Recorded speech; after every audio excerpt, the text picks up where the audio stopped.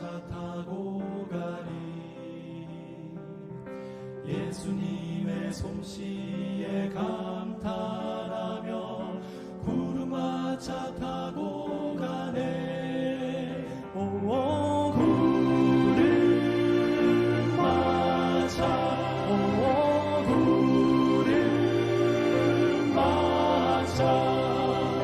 내 옆에는 누가 함께 할까? 모두 같이 갔으면 모두 예수님과 함께 여행할 때 꿈꾸는 것 같겠지.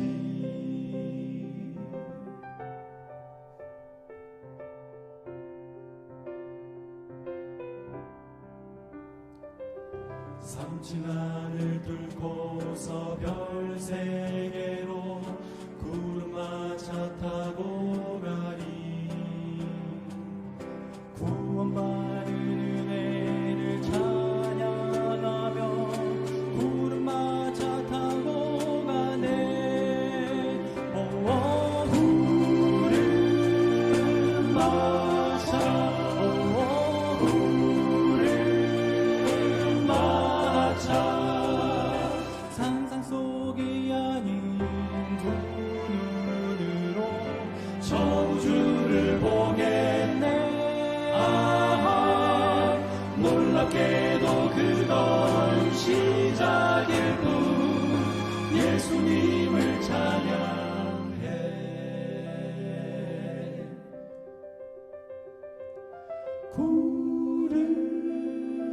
구름마차, 구름마차.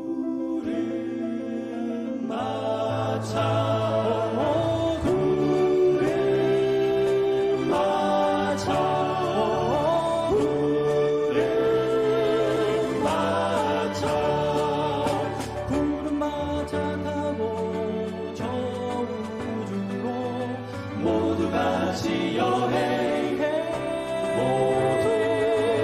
우리 모두 초청 받았다네. 구름마차 타리, 구름마차 타리, 구름마차 타리라.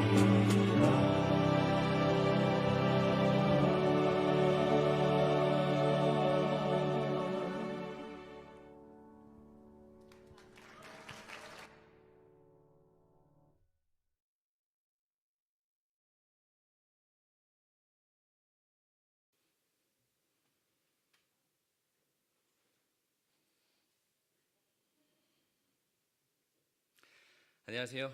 우리 수요체플에 참여하신 모든 직원 여러분 진심으로 환영합니다. 또 방송을 통해서 각 부서에서 예배에 동참하신 모든 직원 여러분들 진심으로 환영합니다. 오늘 수요체플을 생활의학 연구소의 강미숙 팀장님께서 기도해 주시고 시작하도록 하겠습니다.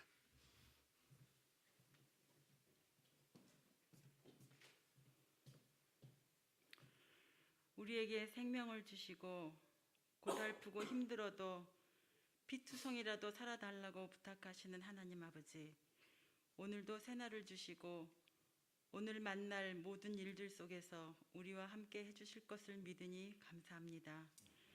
코로나19로 인해서 살기 위한 새로운 질서가 만들어지고 있습니다. 우리의 영원한 삶을 위한 질서 또한 날마다 새로워지고 주님께 더 가까이 가는 삶이 되도록 인도하여 주시옵소서. 전 직원이 코로나로부터 안전하고 환우들을 섬기는 데 부족함이 없도록 활력과 지혜와 사랑의 관계를 허락하여 주시옵소서. 병원 건축에도 주님의 계획하심이 이루어지시기를 간절히 바랍니다. 오늘 주의 종을 통하여 주실 말씀에서 단 하나의 기별만이라도 실천하는 우리 모두가 되기를 예수님 이름으로 감사하며 기도드립니다. 아멘.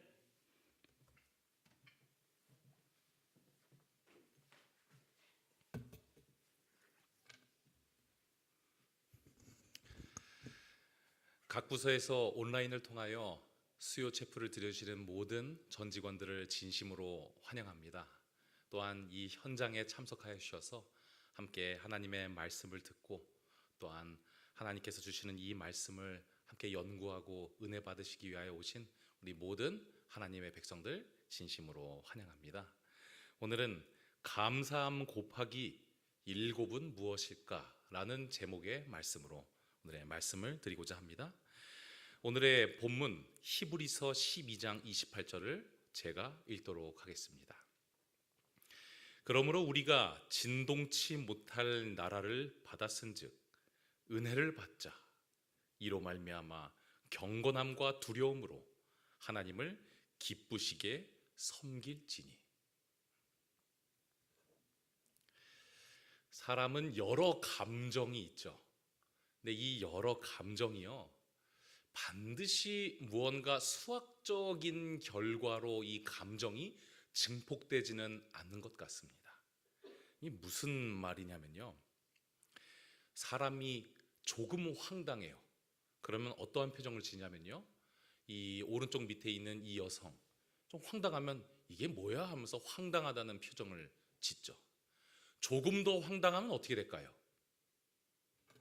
입이 더 벌어지거나 더 표정이 이상해질 것입니다. 그런데요, 엄청나게 황당하면, 막 감당이 되지 않을 정도로 황당하면요, 사람이 어떤 표정을 짓는 줄 아십니까? 이런 표정을 짓습니다. 무슨 말인지 알겠죠? 전문 용어로 실성을 하는 것이죠. 실성을 하게, 너무 황당하면 사람이 실성하게 되는데, 그러면 더 심각해지고 입을 더 벌리는 것이 아니라 사람이 어떻게 돼요? 웃게 된다는 것입니다. 이상하죠? 더욱더 곱하기 7, 10 이상 되면 더욱더 감정이 증폭돼야 되는데, 또 다른 감정이 사람의 마음에 찾아오는, 사람은 뭔가 이렇게 복잡 미묘한 존재임을 우리는 다시 한번 깨닫게 되는 것입니다. 사람이요, 또 음식을 먹었을 때 맛있잖아요. 그러면 또 어떤 표정이 나와요? 왼쪽 밑에 있는 저 여성처럼 맛있는데 눈이 동그래지면서 행복해하는 그런 표정이 나오게 됩니다. 그런데 조금 더 맛있고 조금 더 맛있고 하다가 이 맛있음의 이 한계를 넘어서게 되면 사람들이 어떠한 표정을 때로는 지을 때가 있냐면요, 막 짜증을 낼 때가 있습니다. 왜 이렇게 맛있어? 이게 뭐야? 내가 여태까지 먹었던 건 도대체 뭐지? 하면서 뭔가 새로운 세상을 영접하면서 이렇게, 요리 전문가 위에 계신 이분도 짜증날라 그래 하면서, 이게 너무 맛있어서 하는 이야기입니다. 지금 맛없어서 짜증난다는 것이 아니라, 그리고 수많은 사람들이 오묘한 표정을 지으면서 너무나도 맛있다는 것을 표현하는 것, 이 사람은 참 이상해요. 신기한 존재예요. 예상한 그대로 되지 않고 곱하기 한 그대로 되지 않는 것입니다. 그렇다면 사람이 너무나 감사하면 어떠한 표정이 나올까요? 왜 곱하기 7을 했는지 여러분들이 아실 것입니다. 성경에서 7은 완전의 숫자라고 해서 상징적으로 곱해봤습니다.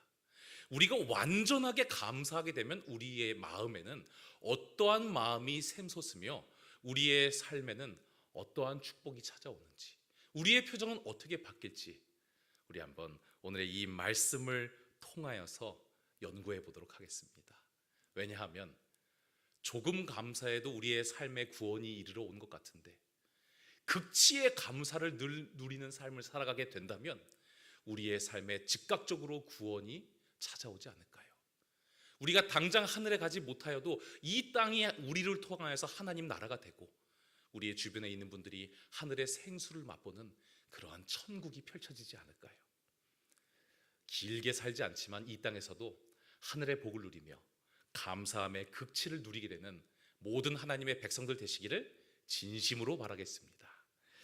히브리서 12장 8절을 다시 한번 연구해 볼게요. 저는요, 이 말씀을 읽을 때마다 이 말씀의 온전한 뜻을 발견하기 전까지는 너무나도 이 말씀이 어색하고 부담스럽고 저의 마음을 불편하게 하였습니다. 하나님께서 우리에게 말씀하셨어요. 그러므로 우리가 진동치 못할 나라를 받았은즉 그 은혜를 받자라고 말씀을 하셨어요. 진동치 못할 나라가 어떠한 나라냐면요, 절대로 흔들림이 없는 나라를 우리가 받게 될 것이다. 이것은 곧 하나님께서 우리에게 주실 천국입니다. 우리가 장차 구원받게 될 완벽한 천국이에요. 한 번도 진동이 없대요. 제가 이 말씀을 일본에 가서 말씀을 전한다 그러면 그분들이 고개를 고개를 끄덕이면서 진동치 않을라라 이러면서 굉장히 좋아하실 것 같지 않습니까? 근데 우리나라에서 조금 느낌이 좀 덜한데 요즘 대한민국도 이 지진으로 인하여서 사람들이 두려워하는 지진 안전하지 못한 그런 나라가 되어버렸죠. 그런데 절대로 진동하지 못할 나라를 받아서 안전하니 하나님으로부터 은혜를 받자. 그런데 놀라운 것은 이로 말미암아 경건함과 특별히 큰 글씨 뭐예요? 두려움으로 하나님을 기쁘게 섬기라는 이 말이 되냐는 거예요. 계속해서 긍정적인 단어들밖에 없었잖아요. 그렇죠? 그런데 갑자기 경건함은 뭐 그렇다 치더라도 두려운 마음으로 누구를 기쁘게 하라는 거예요? 하나님을 기쁘게 하라는 것이 이 뭔가 부정적이고 우리의 마음을 불편하게 하는 이것이 맞냐는 것이죠. 아니 하나님께 은혜를 받았으면 그렇게 완벽한 나라를 받았으면 기쁨과 감사함으로 하나님을 더욱더 기쁘게 섬기라고 말하면 좋은데 왜 이 말씀은 굳이 하나님을 두려워하면서 하나님께 기쁨을 드리냐라는 것이 앞뒤가 맞지 않는 뭔가 우리의 마음을 불편하게 하는 그러한 말씀이 아니라는 그런 질문을 여러분들께 드리는 것입니다. 저는요 이 말씀이 왜 불편하냐면 하나님께서 내가 너에게 은혜를 주었으니 나라를 주었으니 너희도 나에게 뭘 좀 줘라라고 하는 것도 좀 불편해요. 성경을 통해 제가 발견한 하나님은 이렇게 기브앤테이크를 하시는 하나님이 아니시거든요. 근데 줬으니까 너도 내놔 이런 하나님인 것도 싫은데 기브앤테이크가 두려움이라니 이게 도대체 말이 되는 것일까? 만약 그러한 하나님이시라면 탕자의 비유가 그렇게 쓰이지 않았겠죠. 탕자에서 나타나는 하나님의 품성은 이 말 안 듣는 둘째 아들이 도망가자마자 이 자신의 분깃을 받아서 새로운 나라로 가자마자 그날부터 하루도 이 아들을 잊은 적이 없어서 자신의 문 어귀에서 멀리서부터 오는 아들을 계속해서 오매복만 기다렸던 그러한 아버지의 모습이었죠. 오자마자 자신의 옷을 덮어주고 손에 가락지를 끼우고 살찐 송아지를 잡아서 연회를 열고 이 아들이 뭐라 그랬어요? 내가 더 이상 이 집에 무엇이 아니다? 아들일 수가 없습니다. 뭐 감당이 안 됩니다.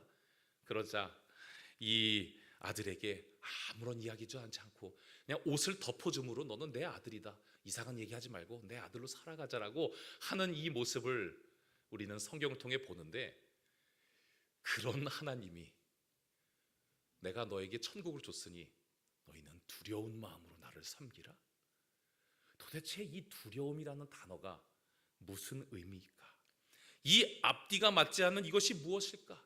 이렇게 두려운 하나님이라면 그 탕자의 아버지가 아들 오자마자 뭐 했어야 돼요? 손에서 뭘 던져야 됐습니까? 소금부터 아들의 얼굴에 던져야 되지 않을까요? 네 같은 자식이 내 자식이 맞냐? 두려운 아버지의 모습을 보여줘야 되지 않을까요? 집 나갈 때부터 몽둥이질을 하면서 다시는 들어오지만 그런 아버지의 모습을 보여줘야 하지 않을까요? 그런데 그런 아버지가 아니래요. 그래 놓고 이 말씀에는 하나님을 두려움으로 섬기래요. 이게 도대체 뭘까? 혼잡케 하는 이 마음을 원어를 찾아보니 조금 해결이 되었습니다. 이 경건함이라고 표현된 이 원어 율라베이아는 근심이라는 원래의 뜻을 가지고 있어요. 그리고 두려움이라는 단어, 이것이 해결이 되었어요. 이 데오스라는 단어는 본래 경외하다라는 단어를 가지고 있습니다. 뜻을 가지고 있습니다. 이러면 조금 해결이 됩니다. 무엇이 좀 해결이 되었어요? 두려움이란 단어가 해결이 됐어요.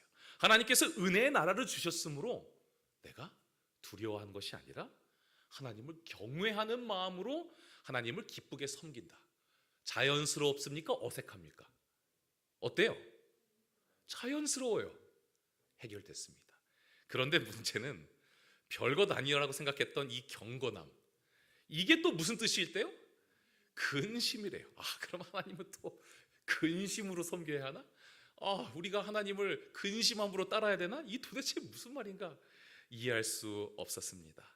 하지만 우리가 감사한 마음을 살아가게 되었을 때 감사함 가운데 찾아오는 근심이 무엇일까 묵상하고 성경의 여러 말씀들을 찾아보게 되었을 때 이 말씀의 진의를 저는 발견하게 되었습니다. 은혜 받은 사람의 감사한 자의 근심이란 무엇일까요? 예전에 제가 섬기던 한 시골의 작은 마을 이 안흥에서 계정인의 집이라는 집이 있었습니다. 제가 구태여 이 상호까지 다 말씀드리는 이유는 지금은 사라진 집입니다. 그래서 홍보가 되지 않기 때문입니다. 그런데 이 계정인의 집에서 제가 늘 먹던 메뉴가 있었는데 바로 순두부찌개였습니다.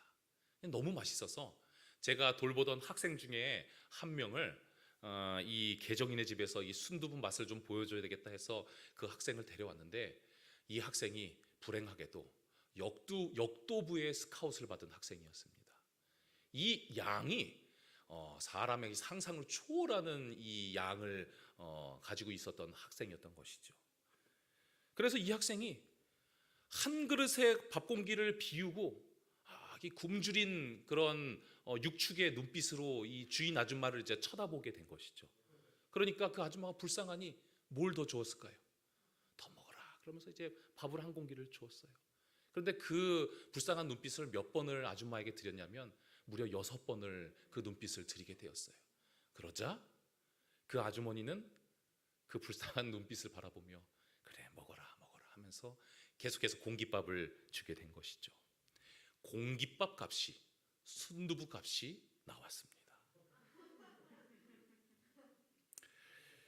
그래서 저는 양심상 그래도 뭐 한 3,000원만 더 내면 3공기만 내면 감사하겠다라는 마음으로 이 계산을 하려고 하는데 처음에 그 가격 순두부 2개 외에는 2그릇 외에는 절대로 금액을 받지 않으시는 거예요. 얼마나 마음이 좀 감사하면서도 어때요? 죄송스러워요. 이게 말이 되나 싶어서 다음에 이 아주머니를 사장님을 혼내드려야 되겠다. 어떻게 혼내드려요? 제대로 더 많은 학생들을 데려와서 더 많이 시켜서 막대한 이익을 들여서 혼을 내드려야 되겠다는 생각으로 역도부 친구들을 더 많이 데려왔습니다. 그랬더니 공기밥이 수십 공기가 오가는 그러한 역대 최초의 일이 벌어지게 되었죠. 그리고 의기양양하게 다 금액을 내었는데 역도부 학생들 값만 받으시는 겁니다. 절대로 안 받아요. 이거 뭐 방법이 없어요. 감당이 안 되는 것입니다. 그래서 제가 이 지역을 떠날 때 이 집에 특별히 제가 방문을 하게 되어서 아주 좋은 과일을 선물을 하면서 이렇게라도 하지 않으면 제 마음이 너무 불편합니다. 왜 저를 이렇게 불편하게 하시나요? 저를 왜 이렇게 괴롭게 하시나요? 하면서 고백을 하고 이 삼육서울병원으로 떠나오게 되었습니다. 여러분, 너무 감사하면요 어떠한 마음이 들어요? 죄송한 마음이 듭니다. 뭐 이렇게까지 하면서 내가 뭔데 나한테 이렇게까지 하면서 죄송한 마음이 들게 되는 것입니다. 여러분, 1963년에 개봉하였던 클레오파트라는 영화를 아십니까? 저는 모릅니다. 그때 태어나지도 않았습니다.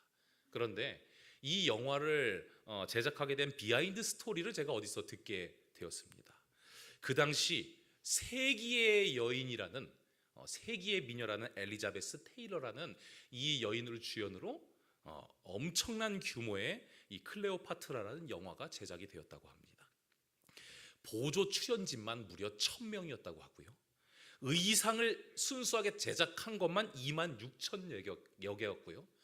새롭게 만든 세트장만 하더라도 79개였다고 합니다.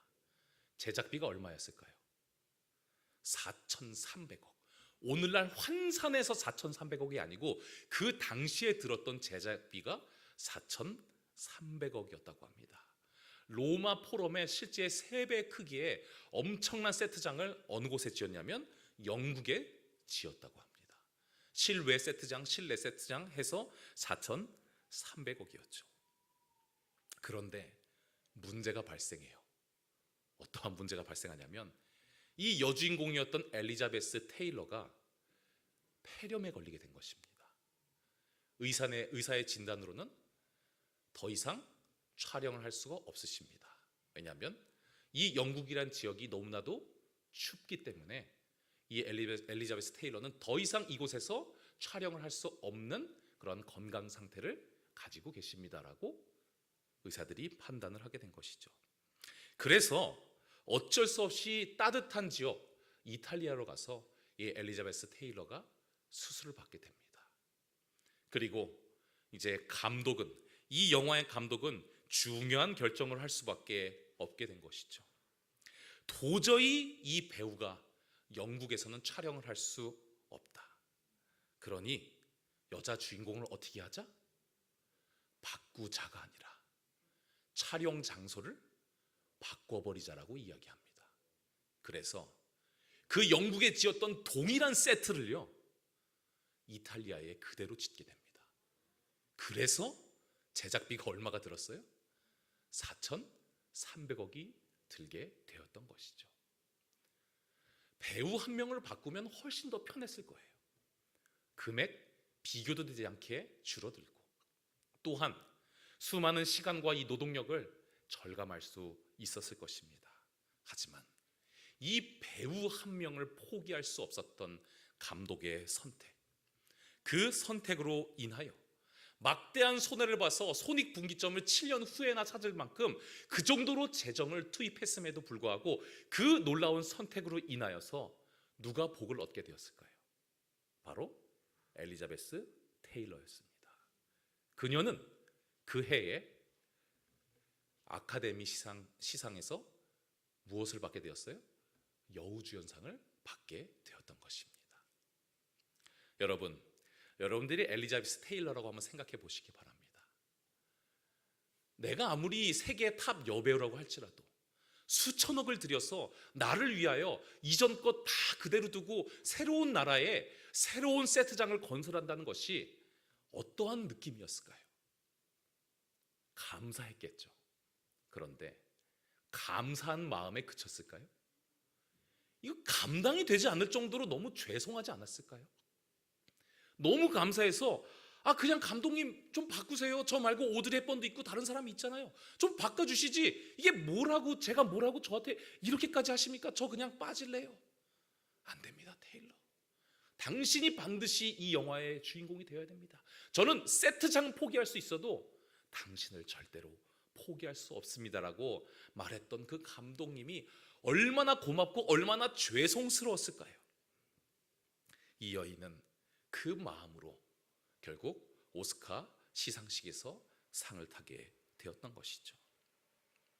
나 한 명 때문에 온 세상을 바꿔버린 이것이 너무나도 감사할 이유가 될 것이 아니라 하나님께 그리고 수많은 사람들에게 죄송스러워할 만한 감정이라는 것을 우리는 오늘의 주제 말씀을 통하여 발견해야 한다는 것이죠.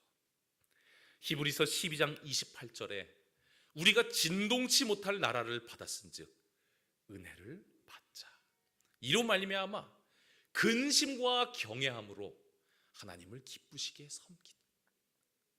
이 말씀은 무엇을 근심하라는 것일까? 감사함의 극치. 하나님을 기쁘시게 섬긴다고 했으니 그 기뻐하심이 무엇일까? 바로 감사함의 극치를 통하여 왜 나에게 이렇게까지 하시지? 내가 뭐라고? 이 땅에 독생자를 보내셔서 나로 하여금 구원받게 하시고 내가 뭐라고 나의 주 무대를 하늘로 바꾸셔서 나를 위하여 저 하늘 세트장을 짓고 계실까?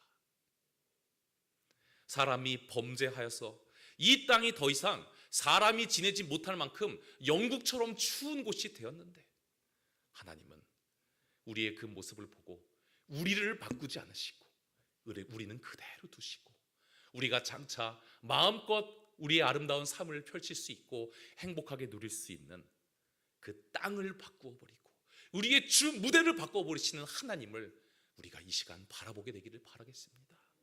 엘리자베스 테일러를 위해서는 수천억이 투자되었지만 우리는 수천억으로 감당되지 않는 어마어마한 가치의 하늘을 하나님으로부터 선물로 받았습니다. 그리고 예수께서 내 아버지 집에 거할 곳이 많도다. 그렇지 않으면 너희에게 일렀으리라. 내가 너희를 위하여 처소를 예비하러 가노니. 이것을 하려고 예수님께서 지금 우리의 눈에 보이지 않으시고 하늘에 가셨다고 말씀하셨으니 예수님이 보이지 않는다고 투덜대지 않는 우리가 되기를 바랍니다. 지금 예수님은 우리를 위하여 무한한 가치의 세트장, 아니 세트장도 아니죠, 영원히 살 수 있는 그 하늘을 건설하고 계신다는 사실입니다.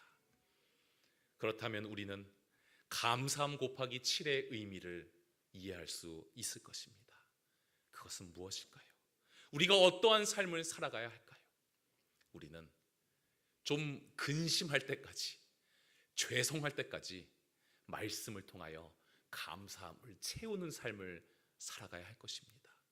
여러분, 하늘나라가 건설되고 있는 것에 대해서 죄송해 본 적이 몇 번이나 있으신가요? 너무 죄송하다, 하늘나라 나를 위하여 천국이 지어지고 있는데 너무 죄송한데? 이러한 감정 여러분들 얼마나 느껴보셨나요? 감사한 느낌은 많이 드셨을 것입니다. 하지만 우리가 그 감사함에 사무치고 이 히브리서의 기자처럼 너무도 감사하고 그 감사함이 도저히 우리의 생각과 우리의 가슴에 떠나지 않는 그런 삶을 살아가게 된다면 우리는 그 은혜로 인하여 근심하는 삶을 살아가게 될 것입니다. 하나님, 왜 나를 위하여, 나 같은 죄인을 위하여, 나같이 보잘것없는 이 한 사람을 위하여 하늘을 건설하고 계십니까? 너무도 감사하지만 부담스럽고 죄송합니다.